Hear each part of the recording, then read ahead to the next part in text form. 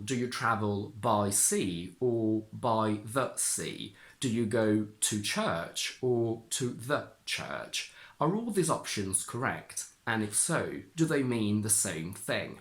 Hi, this is Sam and welcome to Logic. Today's advanced grammar video is the continuation of last week's one where we talked about how articles behave with superlatives. I'd originally shot this as a single video, but then I realised it was packed with information, so I decided to split it into two. Before we start, this is an advanced video on the advanced usages of the and a, and on how we can completely change the meaning of a sentence by using one instead of the other, or by using one of them instead of nothing. We will not go through the basic rules of articles, as I'll assume you're already familiar with them. We're now going to have a look at a case where the difference between the and a is very important because it changes the meaning of the sentence completely. In English, we have an idiom for when someone mocks you or makes fun of you, and it's an idiom that a lot of foreigners get wrong because if someone does mock them, they say, "Are you taking a piss?"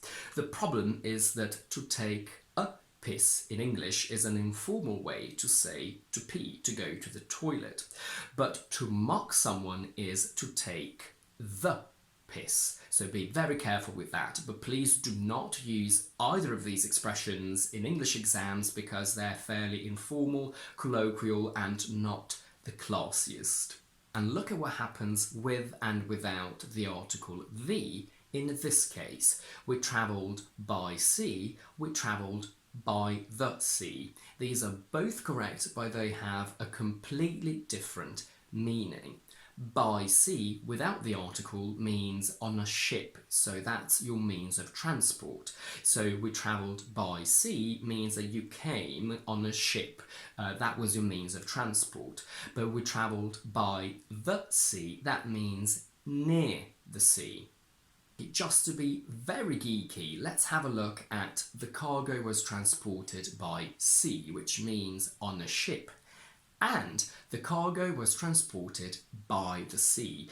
In this specific case, in this specific context, by the sea doesn't mean near the sea. This is a very unusual and poetic way to describe a different situation.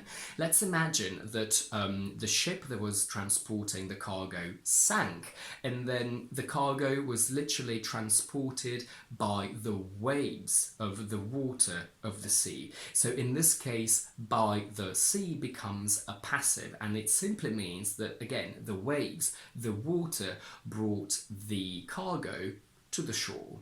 Sticking with the word sea, we have some fixed expressions that don't require the article the.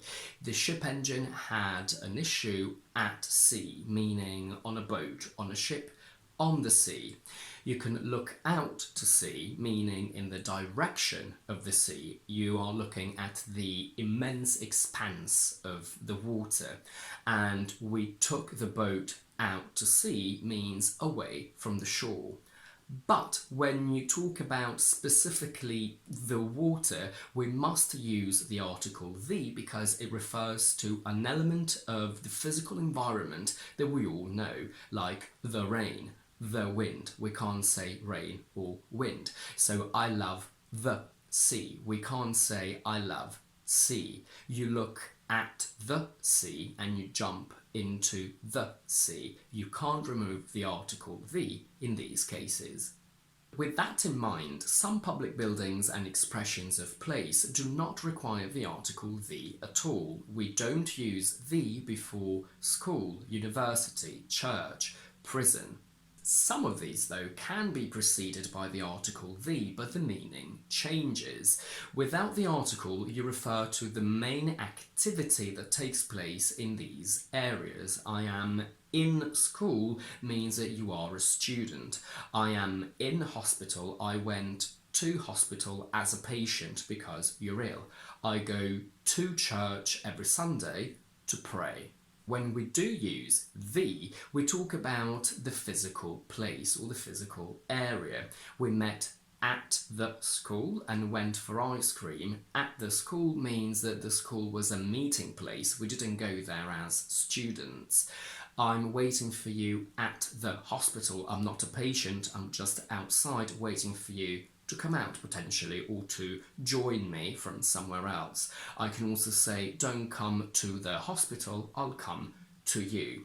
In American, however, specifically with the word hospital, I think they always use the article the, even in the first case where you are a patient. You can also say, I walk to the church every day, because you're just referring to the building, not to what happens inside the church. And look at this, who drinks alcohol in class and who drinks alcohol in the class?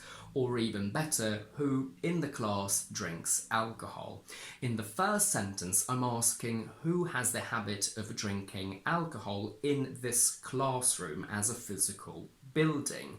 But in the second one, I'm asking who amongst my students has the habit of drinking alcohol as a general trait. So who is a drinker of alcohol outside school hours? I've recently made a video on my experience at the Harry Potter studios here in London, and someone commented saying, I'm Harry Potter's fan. Now, we can only use the Saxon genitive, which is '(s), when we talk about people. Harry Potter in this case, however, is not a specific person. We are referring to the world of Harry Potter, so the books, the films, the magic around it. So it's not one single individual, so we must say, I am a Harry Potter fan. Now, specifically with the word fan, the lines seem to be a little bit blurred, and I've thought about it a lot, and this is what I've come up with. But if someone out there has a different opinion and a different take on this, please do let me know. So we said that we can't say I am Harry Potter's fan because Harry Potter is not a real person. So following that rule, I should say I am Rihanna's fan because Rihanna is only one single person. However, I don't think I would ever hear or say it, possibly because we see Rihanna as an artist, as an entity rather than just a human being. So I would never say that, and we would say things like, I am a big Rihanna fan, I am the biggest Rihanna fan, or I am Rihanna's biggest fan. Now, I don't know why we say this, but clearly we do like using the words big and biggest in these constructions, but again, I don't really know why and if there is a rule, but if you do know about it, please let me know. So we say, I am a big Harry Potter fan, or I am the biggest Harry Potter fan. If we say, I'm Harry Potter's biggest fan, that refers to Harry Potter as a single person, a friend of yours who might be called Harry Potter, or specifically Harry Potter from the films. Let's imagine that one of my friends is called Tom, and I really like him as a friend, so I want to say that I am a fan. Now, we do say I am Tom's biggest fan, but I do not think I would ever say or hear I am a big Tom fan. Now, I don't really know why, but I think it has to do with the fact that Tom is literally just one single individual. He's not a book, a story, or an artist like Rihanna is. So in this case, I would say it's technically wrong, but even if it is correct, we never say it. And that's it for today. If you like this video, please don't forget to give it a thumbs up and to subscribe to my channel down below. And do let me know in the comments if you have any questions about the topic that I've just covered, and also if you have any answers to my questions regarding why we use fan the way we do. In the meantime, I will see you next Tuesday with another explanation video.